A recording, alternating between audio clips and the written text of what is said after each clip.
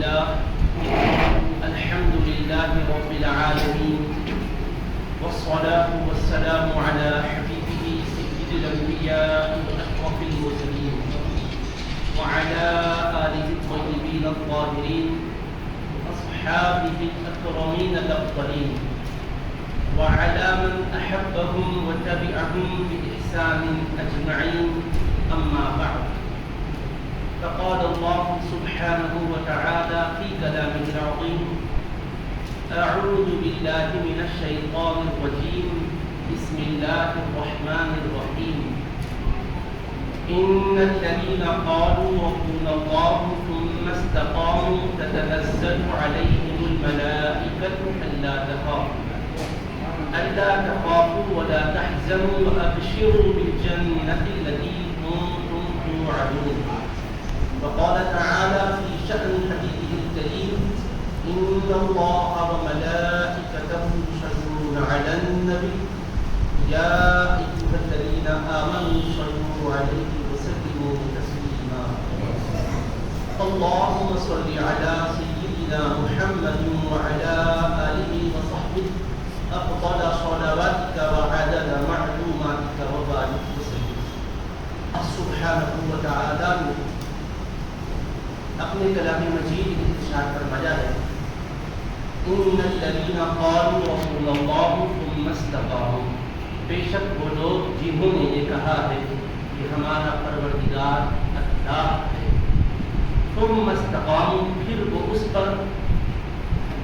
ڈٹ گئے اور مکمل ثابت قدمی کا مظاہرہ کرتے رہے، تتنزل علیہم الملائکہ، ان پر فرشتوں کا نزول ہوتا ہے، اللہ تخافوا ولا تحزنوا، یہ کہتے ہیں فرشتے کہ تم خوف نہ کرو اور رنجیدہ نہ ہو، وابشروا بالجنۃ التي كنتم توعدون، اور تمہیں خوشخبری ہے اس جنت کی جس کا تم سے وعدہ کیا جا رہا ہے۔ اس آیت مبارکہ میں یہ حقیقت واضح کر دی گئی ہے کہ اللہ تبارک و تعالیٰ کو رب ماننے کے بعد استقامت کا پیکر بن کر زندگی گزارنا، یہ دنیا اور آخرت میں کامیاب و کامران ہونا ہے۔ ہمارا دین اسلام یہ وہ پاکیزہ دین ہے کہ جو کسی کو جبر و قہر کے ساتھ اپنے نظریات تسلیم کرنے کی دعوت نہیں دیتا، بلکہ وہ اعلان کرتا ہے جیسا کہ قرآن مجید میں ارشاد باری ہے لا اکراہ فی الدین قد تبین الرشد من الغی، دین میں کوئی جبر اور کوئی زور اور کوئی قہر اور کوئی دباؤ نہیں، ہدایت گمراہی سے ممتاز ہو چکی ہے۔ اللہ رب العزت کا ارشاد ہے فمن شاء فلیؤمن ومن شاء فلیکفر، حقائق کو واضح کر دیا گیا ہے، جو چاہے ایمان لے آئے اور جو چاہے کفر کی راہ پر چلے، ہر ایک کا اللہ نے معال و انجام بتلایا ہے، مگر کوئی جبر اور کوئی زبردستی اس میں روا نہیں رکھی ہے۔ ارشاد الہی ہے وَلَوْ شَاءَ رَبُّكَ لَآمَنَ مَنْ فِي الْأَرْضِ كُلُّهُمْ جَمِيعًا، اور اگر آپ کا رب چاہتا تو روئے زمین پر رہنے بسنے والے سارے لوگ ایمان والے ہو جائیں۔ أَفَأَنْتَ تُكْرِهُ النَّاسَ حَتَّى يَكُونُوا مُؤْمِنِينَ، تو کیا آپ انہیں جبر کرو گے اس بات پر کہ وہ ایمان والے ہو جائیں؟ ایسا نہ کیا کریں۔ یعنی ہر دین کے داعی کو یہ تعلیم دی گئی ہے کہ جبر و قہر سے نظریات اسلام منوائے نہ جائیں، یہ ایک حق اور سچائی کی تعلیم ہے اور ذہن و فکر کو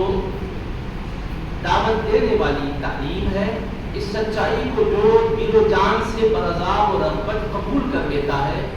نبی کریم علیہ السلام کی ذات اقدس کی تصدیق کے ساتھ جو کچھ آپ اللہ تبارک و تعالیٰ کی طرف سے ہدایات اور تعلیمات لائے ہیں اس کو دل و جان سے مان لیتا ہے تو وہ صاحب ایمان قرار پاتا ہے۔ اب اپنی مرضی سے ایمان قبول کرنے کے بعد اسے اس بات کی اجازت نہیں رہتی کہ وہ جو جی میں آئے وہ کرے، بلکہ اس نے اپنی مرضی سے اس حقیقت کو مان لیا ہے کہ اللہ اس کا رب ہے، محمد رسول اللہ صلی اللہ علیہ وسلم اس کے سچے رسول ہیں اور نبیوں کے سردار و سردار ہیں. رسالت کا سلسلہ آپ پر مکمل ہو چکا ہے. جو شریعت بیضا آپ لے آئے ہیں اس میں دنیا اور آخرت کی صلاح و فلاح کی ضمانت ہے. تو اب اس کو تسلیم کرنے کے بعد اگر وہ اس سے انحراف کی راہ اختیار کرتا ہے, بے دینی کی طرف جاتا ہے, اگر وہ اس سے روگردانی اختیار کرتا ہے, تو یہ اس کے لیے انتہائی خطرناک بات ہوتی ہے. اس کا وبال یہ کہ اللہ تبارک و تعالیٰ کی ناراضگی کو وہ موڑ دیتا ہے اور نتیجتاً جہنم اس کا ٹھکانہ ہے. اسی وجہ سے ارتداد یعنی دین کو تسلیم کرنے کے بعد اس سے برگشتہ ہو جانا, اسلام کو دل و جان سے مان لینے کے بعد اس سے باہر ہو جانا, یہ عقل کے لحاظ سے بھی اور قرآن و سنت کے لحاظ سے بھی جرم ہے. قرآن و سنت میں جو بات سے روکا گیا ہے, ویسے بھی عقل انسان کی بات کا تقاضا کرتی ہے کہ آپ نے جب اللہ کو حاکم مان لیا ہے, اس کے بھیجے ہوئے حبیب کو رسول و نبی مان لیا ہے, تو آپ اس کے بدار میں طریقے کے مطابق چلے. اگر اس کو تسلیم کر کے آپ اس سے روگردانی اختیار کرتے ہیں تو گویا بغاوت کرتے ہیں, اور بغاوت ایسا جرم ہے کہ ہر ذی عقل سمجھتا ہے کہ باغی مجرم ہے, بغاوت کرنا یہ جرم ہے. تو لہٰذا اسلام کی اس کی اجازت نہیں دے گا. تسلیم کرنے کے بعد اس کا مذاق اڑایا جائے, اس کا تمسخر کیا جائے, اس کی تعلیمات کو شکوک و شبہات کے ذریعے سے لوگوں کے سامنے غیر منطقی انداز میں پیش کیا جائے. تو بہرحال یہ بات آپ پر واضح ہو گئی. اب رہے گا ارتداد کا یہ فتنہ جو بڑھتا جا رہا ہے. اس بڑھتے ہوئے فتنے کو, اس سلگتی ہوئی آگ کو بجھانے کے لیے ہمیں کیا کرنا چاہیے, اور اس کے اسباب و محرکات کیا ہیں, اور اس کی روک تھام کے لیے ہمیں لائحہ عمل کیا اختیار کرنا چاہیے. مختصراً عرض کرتا ہوں کہ اسباب جہاں تک بے دینی کی طرف پہنچانے کے ہیں, ان میں ایک سبب تو یہ ہے کہ ہمارے مسلم نوجوان, خواہ مرد ہوں یا لڑکیاں, چاہے بزرگ ہوں یا ان سے بھی کم عمر کے لوگ, دین اسلام کی بنیادی تعلیمات سے بے خبری یہ ایک ایسا سبب ہے کہ جو بھی شک شبہ میں مبتلا کرنے والا ایسی کوئی بات کہہ دیتا ہے, خواہ وہ براہ راست کہہ رہا ہو یا میڈیا کے ذریعے سے کہہ رہا ہو, خواہ وہ کتابوں میں لکھ کر پھیلا رہا ہو یا اپنے میسیجز کے ذریعے سے پہنچا رہا ہو, اس کو دیکھنے اور سننے کے بعد وہ شکوک و شبہات کو اپنی عقل نارسا کی کسوٹی پر کستے ہیں, اور اس کے بعد وہ یہ علم شریعت نہ رکھنے کی وجہ سے, بنیادی عقائد کا ٹھوس علم نہ رکھنے کی وجہ سے صحیح سمجھنے لگتے ہیں. ابتدا میں وہ شک کانٹا بن کے چھپتا ہے, اور ان کی بے علمی کی وجہ سے وہ کانٹا جو چھپتا جا رہا ہے وہ اس قدر تیز اثر انداز ہوتا ہے کہ وہ شک دل میں گھر کر جاتا ہے, اور پھر وہ دین اسلام سے برگشتہ ہو جاتے ہیں. نبی پاک علیہ السلام کی تعلیمات سے انحراف کی راہ ہو جاتے ہیں, اور ان بیچاروں کو یہ نہیں معلوم, وہ اپنی دانش میں سمجھتے ہیں کہ دین کو ہم نے دل سے تسلیم کر لیا ہے, یہ کافی ہے. اب رہ گیا ذہنوں میں شکوک ہونا یا زبان سے اس کے متعلق کوئی منفی تبصرہ کرنا, یہ آزادی خیال کے تناظر میں آتا ہے. اس سے کوئی حرج نہیں پڑتا دین پر, ایمان پر, اسلام پر عقیدے. یہ ان کی کچھ فہمی ہے, دین کی بنیاد سے ان کی ناواقفیت ہے. وہ بیچاروں کو یہ معلوم نہیں ہے کہ یہ وہ سچائی ہے کہ جس کو تسلیم کرنے کے بعد ادنا شبہ بھی اس کو غارت کر دیتا ہے. الایمان الیقین کلو, ایمان شک شبہ کے کسی بھی پہلو کو جگہ نہیں دے سکتا. وہ کامل یقین کا نام ہے, اذعان کا نام ہے, اور یقین اس کیفیت کو کہتے ہیں کہ جس میں شک کا گزر ہی نہ ہو, جس میں شبہ کی کوئی جگہ ہی نہ رہے. اس طرح سے یقین دل میں ہو اللہ کے ایک ہونے پر, نبی پاک علیہ السلام کے رسول برحق ہونے پر. تو یہ یقین دل میں جب جاگزی ہوتا ہے تو اس طرح کی شکوک و شبہات میں مبتلا نہیں ہوتا انسان, مگر یہ لا علمی ہے. اور دوسری وجہ یہ ہے کہ لا علمی کے ساتھ ساتھ ایک مخلوط تعلیم کا جو انتظام چل پڑا ہے, جس میں مرد و زن کا بے محابہ اختلاف ہوتا ہے, اور اس میں جنسی خواہشات کو برانگیختہ کرنے والے لڑکیچر کو ان کے سامنے لایا جاتا ہے. اور جذبات جب برانگیختہ ہوتے ہیں جو شرعی اصول کا علم ہوتا ہے تو وہ اپنے آپ کو سنبھال سکتا ہے، وہ لڑکی اپنے آپ کو سنبھال سکتی ہے. لیکن ادھر جذبات کو برانگیختہ کرنے والے مضامین پڑھائے جا رہے ہیں، ادھر جذبات کو ہیجان میں لائے جانے والے مناظر دکھائے جا رہے ہیں، اور اس کو عقل کے تناظر میں یہ سمجھا جا رہا ہے کہ اپنے خواہش کی تکمیل کو اپنے منشے کے مطابق کرنے میں کوئی قباحت اور خرابی نہیں ہے. اب یہ چیزیں ذہن میں بیٹھنے کے بعد ان کو کوئی بھی اقدام کرتے ہوئے جھجک محسوس نہیں ہوتی، جس سے چاہے تعلق قائم کرو. اب وہ محبت کا رشتہ اس قدر مستحکم ہوتا ہے کہ اس کی تکمیل کے لیے جب جائز ذرائع کو اختیار کرنا اس کے لیے بظاہر تھوڑا مؤخر معلوم ہوتا ہے، یعنی شرعی اعتبار سے شادی کرنے میں کسی وجہ سے رکاوٹ آتی ہے، خواہ جہیز کے مطالبات کی خرمات کی وجہ سے ہو، یا ماں باپ کی غربت کی وجہ سے ہو، یا اپنے تعلیم کے آنے والے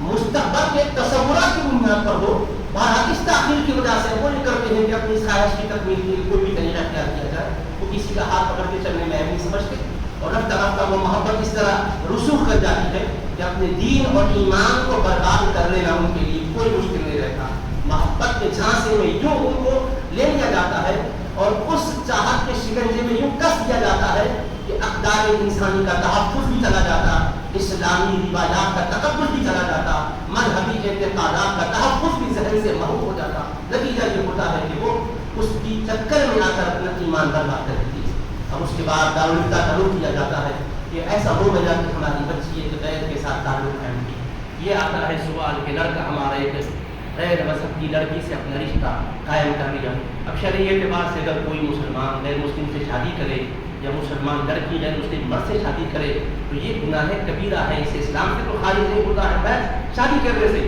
لیکن بات کسی پر باقی نہیں رہتی. یہ تو گناہ ہو رہا ہوتا ہے، رفتہ رفتہ اعتقادات کو بھی قبول کر لیتا ہے. نتیجے میں یہ جنسی خواہش کی تکمیل کا غیر شرعی طریقہ فتنہ ارتداد کی لپیٹ میں اس کو لے لیتا ہے اور وہ ایمان سے اپنے رشتے کو منقطع کر دیتا ہے. تو ویسے موقع پر اسباب میں سے یہ سبق بھی ایک ہوا. اسی طرح سے مستشرقین اپنے ایسے پروپیگنڈے کے ذریعے سے دین کے میسج کو اور دین کے لٹریچر کو پیش کرتے ہیں کہ لوگ یہ سمجھتے ہیں کہ بھائی عقل و خرد کو اپیل کرنے والا اسٹائل اپنایا جا رہا ہے اور سائنٹیفک انداز میں سمجھایا جا رہا ہے، ہر چیز کی لاجک بتائی جا رہی ہے، اور ہمارا ذہن تو یہی کہتا ہے کہ بھائی سائنٹیفک انداز میں ہر بات کو سمجھا جائے. اب عقل کے تناظر میں اور خرد کے تناظر میں اور معیار فہم پر اس کو پرکھنے کی کوشش کی جاتی ہے. ہر آدمی چاہتا ہے کہ حکم وہ ہمارے سمجھ میں جو آئے ہم اسی کو مانیں گے. بھائی آپ کی سمجھ کتنی ہے، آپ کی فہم کی بلندی کا کیا عالم ہے؟ کیا آپ اس بات کو سمجھ سکتے ہیں کہ اسلام کے ہر حکم کی حکمت پر آپ اپنی گفتگو کر کے کسی کو مطمئن کر سکیں؟ ظاہر سی بات ہے کہ بعض احکام وہ ہیں کہ جن کی حکمتیں بتائی گئی، بعض احکام وہ ہیں کہ جن کے بارے میں کہا گیا ہے کہ رب کا حکم ہے تمہیں سر تسلیم خم کرنا ہے. وجہ سمجھ میں آئے تو بھی ماننا ہے، سمجھ میں نہ آئے تو بھی ماننا ہے. اگر تم اپنی عقل کی بنیاد پر مانتے ہو تو اس کا نام کوئی بندگی ہے. اگر رب کا حکم ہے مانو، اسی کا نام بندگی ہے. اگر حاکم کے حکم کو عقل کے ترازو میں توڑ کر ماننے کا مزاج بن جائے تو کوئی بھی دنیا کے کسی بھی افسر بالا کا حکم نہیں تسلیم کرے گا. آپ اپنے گھر کے اندر بھی اپنے ڈرائیور کو اگر کسی کام کا حکم دیں یا اپنے کھانا پکانے والے کسی باورچی کو حکم دیں کہ بھائی دیکھو میرا جی چاہتا ہے کہ فلاں چیز پکوائی جائے لہٰذا تم اس کو لے آؤ، اگر وہ پوچھے کہ بھائی آپ کیوں بریانی بنوانا چاہتے ہیں اس کی وجہ مجھے سمجھائیے، آپ کیوں فلاں آئٹم بنوانا چاہتے ہیں اس کی لاجک مجھے سمجھائیے. جب میں سمجھ میں آ جائے گا تو جاؤں گا بازار سے اور یہ اور لاؤں گا اور بناؤں گا. آپ کہیں گے کہ واہ سب مجھے سبق سکھانا چاہتا ہے. تو وہ لازم ہے جس چیز کے لیے میں نے مجھ سے خواہش کی میں اس کو عمل کرتا ہوا دیکھنا چاہتا ہوں. ایسا نہیں ہو سکتا. ہم اپنے ماتحت کو وجہ اور سبب کے پیچھے جانے کی اجازت نہیں دیتے. ہم کہتے ہیں کہ جب حکم ہے تو تم کرو. اگر کالج میں کسی کو پڑھانے کے لیے مینجمنٹ رکھتا ہے اور وہ اگر وجہ اور سبب پوچھتا رہے تو کہتا ہے کہ وجہ سبب پوچھنے کی ضرورت نہیں، یہ سیلبس ہے، یہ پڑھانا ہے، یہ ڈیوٹی ہے پوری کرنی ہے. 9 سے 1 تک 2 سے 4 تک آپ کا کام ہے. اگر وہ کہیں کہ 9 سے 1 تک کیوں نہیں، 8:30 سے 12:30 تک ہوتی کیا حرج ہے، 1:30 بجے سے 3:30 ہوتا کیا حرج ہے. اگر وہ اس طرح کے قیل و قال میں اس طرح کی گفتگو میں آپ کو لے جانا چاہے تو آپ کہیں گے بھائی آپ کی وجہ سے ماحول خراب ہو جائے گا، ایسا ہمیں قابل بھی ہوگا تو اس قسم کا ذہن والا نہیں چاہیے. آپ اس کو رخصت کر دیتے ہیں. آپ اپنے کسی چھوٹے سے معاملے میں بھی بحث اور مباحثہ کرنے کو، بلا وجہ کے شک شبہ پیدا کرنے کو اور اچھا ماحول کو خراب کرنے کی طرف جانے والے کو پسند نہیں کرتے. اللہ خالق و مالک کیسے پسند کرے گا کہ اس کے احکام کے اندر کیڑے نکالے جائیں اور اس کے دیے ہوئے نظام کے اندر شبہات پیدا کیے جائیں، جبکہ وہ فرماتا ہے الا لہ الخلق والامر، آگاہ رہو خلق اسی کی ہے تو عمل بھی اسی کا ہے، پیدا اس نے کیا ہے کہ حکم وہی دیتا ہے، جو اس کا حکم ہے اس پر عمل کرنا ہے۔ تم کو خوش کرنے پیدا کیا، مرد تم کو پیدا کیا، عورت تم کو پیدا کیا، تم سے نہیں پوچھا کہ تم کیا بننا چاہتے ہو، اس نے تم کو پوچھے بغیر تم کو پیدا کر دیا۔ پیدا ہونے میں تمہاری مرضی نہیں ہے، مرنے میں تمہاری خواہش نہیں ہے، تو چلنے میں بھی تمہاری خواہش نہیں چلے گی، رب کا جو حکم ہوگا اس پر تمہیں چلنا ہوگا۔ یہ بات اگر ذہن میں بٹھا دی جاتی ہے شبہات پیدا نہیں ہوتے، لیکن یہ بات ذہن میں نہیں ہوتی ہے تو شبہات پیدا کی جاتی ہے۔ اب یہ مستشرقین کے شبہات اور پھر میڈیا کا ہمارا اسلام کے خلاف منفی جو پروپیگنڈا ہے، جس میں ایسے اسکالرس کو جن کو دین اسلام کے قواعد و اصول کی ابتدائی باتیں تک نہیں معلوم ہے بٹھایا جا رہا ہے، اور پھر اسلام کی کسی نہ کسی ایک عنوان پر ان سے اظہار خیال کروایا جا رہا ہے، اور وہ بیچارے نہ تو عقائد کی بنیاد کو پڑھے ہوئے ہیں، نہ اسلام کے اصول کو جانتے ہیں، نہ احکام کے استنباط کے طریقوں کو جانتے ہیں، نہ علت میں فرق معلوم، نہ حکمت کا ان کو فرق معلوم، نہ سبب اور علت کے مابین انہیں کوئی فرق معلوم۔ اب اصول کو نہ جانتے ہوئے وہ جیسا چاہے تبصرہ کرتے ہیں اور یہ شبہات پیش کرتے ہیں، وہ جواب دے رہے ہوتے ہیں، اور ان کا جواب عقل و خرد کے اعتبار سے بھی، قرآن و سنت کے اعتبار سے بھی درست نہیں ہوتا، تو وہ یہ باور کراتے ہیں، اور یہ باور کرانے میں بظاہر کامیاب ہوتے نظر آ رہے ہیں کہ دیکھو ہم نے یہ بات کی تھی، لیکن اس کالم کے پاس ہمارا کوئی مدلل و معقول جواب نہیں ہے، اس کا مطلب مذہب اسلام میں اس کا کوئی جواب نہیں ہے۔ اب یہ پروگرام دیکھنے والے لوگ یہ سمجھتے ہیں کہ باقی یہ دنیا حدیث ہو گئے، اس کا مطلب یہ ہوا کہ وہ شبہ صحیح تھا اور جواب ہمارے پاس نہیں ہے۔ اب ان کے دل میں شک ان کا آگا چلتا ہے، رفتہ رفتہ وہ ارتداد کا باعث بن جاتا ہے۔ اس لیے ہم ایسے لوگوں کو بھی نصیحت کرنا چاہتے ہیں خدا کے واسطے، ایاز قدر خود را بشناس، ایاز اپنی قدر تم پہچانو، انزل الناس منازلہم، ہمارے آقا نے فرمایا کہ جو آدمی جس حیثیت کا ہے اسی حیثیت میں رہے، جس کو جو پیشے میں مہارت ہے اسی پیشے میں وہ کام کرے۔ ہم کہا کہ ایسی بات جس کا آپ کو علم نہیں ہے آپ بولو گے تو آپ کی ہی رسوائی نہیں ہوگی، مذہب اسلام کی شبیہ بگڑے گی اور اغیار کو موقع ملے گا، اور جو غلط فہمی کا شکار ہیں یا جن کے اعتقادات میں کمزوری ہے، علم میں کمزوری ہے، وہ اپنے کمزوری علم و اعتقاد کی وجہ سے بے دینی کا شکار ہو جائیں گے۔ ایسا ہرگز نہ ہو۔ الغرض ارتداد کے فتنے کے ابھرتے ہوئے اسباب کو دیکھیں اور اس فتنے کے ابھارنے میں محرکات کو دیکھیں تو دینی تعلیم سے دوری ہے، علماء کی صحبت سے دوری ہے، اور مذہبی اسلامی روایات و اقدار سے عدم واقفیت ہے۔ اس کے ساتھ ساتھ جہیز کے مطالبات کی سبب بن رہے ہیں، اور اپنی شادی کے سلسلے میں منتا اور انٹرنیشنل فقیر بن کر ایسے ڈیمانڈز اور ایسے مطالبات کرنا کہ جس کا تکمیل کرنا ایک عام مسلمان کے بس کی بات نہیں رہ جاتا ہے۔ وہ بیچارہ غم کا مارا اپنی بچی کی شادی کے لیے در بدر میں ٹھوکریں کھاتا پھرتا ہے۔ اس کی اس قسم خوشی کو دیکھتے ہوئے اس کی بچی یا تو شادی کے سلسلے میں کوئی اپنے ارادے کو ترک کر کے کوئی غلط راہ کو اختیار کر کے جنسی خواہشات کی تکمیل بے راہ روی سے کرتی ہے، یا پھر رفتہ رفتہ کوئی محبت کے چھانسے میں اس کو لینے والا آگے بڑھتا ہے، بے دینی کا شکار ہو جاتی ہے۔ ایسے موقع پر اس کی بھی روک تھام ضروری ہے کہ غیور نوجوانوں کی ذمہ داری بنتی ہے کہ وہ اپنے دست و بازو میں خود پیدا کر کے خود اپنا روزگار کمانے والے بنے، دوسروں کے ٹکڑوں پر اپنی زندگی گزارنے کا طریقہ نہ کریں۔ ہمارے رسول پاک علیہ السلام نے ہمیں تعلیم دی ہے کہ خود بھی کماؤ اور کے روزگار کا باعث بنو، دوسروں کے ٹکڑوں پر زندگی گزارنے والے خیرات کی فقیر اور منگتے بن کر زندگی نہ گزارو۔ اسی طرح سے جو شبہات دین اسلام کے حوالے سے پیش کیے جا رہے ہیں، ایسے شبہات ہمارے نوجوان بچے یا بچیوں کے ذہنوں میں آ گئے، اہل علم کی بھی یہاں ذمہ داری بنتی ہے کہ وہ ان شبہات کو سننے کے بعد جلال اور غصے کا اظہار کر رہے ہیں، کیونکہ وہ لوگ دین کو نہیں جانتے، مبادیات کو نہیں جانتے، انہوں نے سن لیا تھا کسی کے سننے کی وجہ سے ان کے ذہن میں شبہ پیدا ہو گیا۔ اب اگر ہم ان کو ڈانٹ پلائیں گے، اگر ہم ان کو جھڑکیں گے، اگر ہم ان کو ناراضگی کا اظہار کریں گے تو سمجھیں گے نہیں، اور نتیجے میں ان کو یہ باور کرایا جاتا ہے کہ دیکھو کسی سے بھی پوچھو غصے کا اظہار کرے گا لیکن صحیح جواب نہیں دے گا، کیونکہ جواب نہیں تو غصہ آتا ہے، جواب آپس میں اٹھاتا ہے۔ اس لیے قوم کے دانشوروں کی بھی ذمہ داری بنتی ہے، اہل علم کی ذمہ داری بنتی ہے، اہل مشیت کی ذمہ داری بنتی ہے، زعماء و قائدین کی ذمہ داری بنتی ہے۔ خواہ کسی قسم کا بچگانہ سوال کیوں نہ کرے، سنجیدگی سے سننا چاہیے اور انتہائی متانت کے ساتھ شبہات کا ازالہ کرنا چاہیے۔ کیا ادب کہ ہماری کوشش سے اس کے شبہات دور ہو جائے اور اسلام پر مستقیم ہو جائے، نتیجے میں اللہ کے پاس ہم بھی مقبول ہو جائیں۔ اسی لیے رسول اکرم علیہ السلام نے شیر خدا حیدر کرار کو جب مارکا رائی کے لیے بھیجا تو فرمایا تھا لَإِنْ يَهْدِيَ اللَّهُ بِكَ رَجُلًا وَاحِدًا خَيْرٌ لَكَ مِنْ حُمُرِ النَّعَمِ۔ اے علی اگر تمہاری وجہ سے اللہ ایک بندے کو ہدایت دے دے جو تمہارے حق میں سرخوں کو سے اتر ہے، اس بات کی کوشش ہونی چاہیے کہ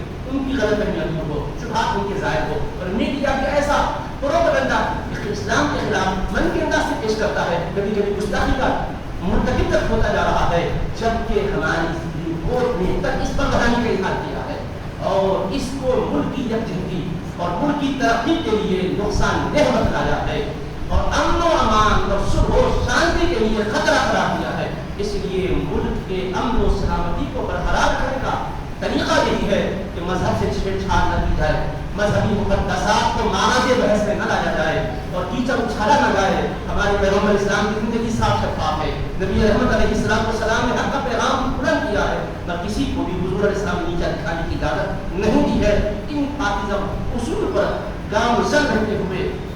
خیر کی ترسیل و اشاعت کا کام کرتے ہوئے، اللہ کے بندوں کے لیے امن و سلامتی کے علمبردار بن کر زندگی گزاریں گے تو ملک کی